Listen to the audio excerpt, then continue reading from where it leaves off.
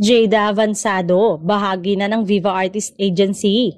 Ipinakilala na ng Viva Artist Agency ang kanilang bagong miyembro at talento ngayong araw na ito. Siya ay walang iba kundi ang actress, singer at showbiz royalty na si Jada Avanzado. Pumirma na siya ng publishing at recording contract kasama ang Viva Records at co-management deal kasama ang VAA na kolaborasyon ng kanyang mother agency na Universal Music Group Philippines.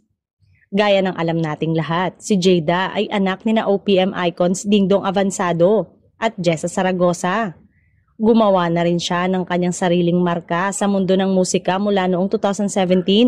Ipinakita na rin niya ang kanyang versatility bilang aktres at commercial model sa iba't ibang brands at produkto. Bumida rin si Jada sa I1TFC series na Teen Clash kung saan ang kanyang awiting No Way But Up ang nagsilbing official OST nito.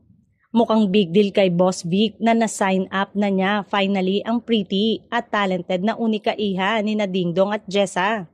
Say nga ni Boss Vic, in his brief speech, it took him 12 years bago nakuha si Jada, who explored other option noon bago mag-Viva. She will be a big star without baiting an eyelash na dineklara ni Boss Vic at kinumpara pa si Jada kina Sharon Cuneta, Regine Velasquez at Sarah Geronimo.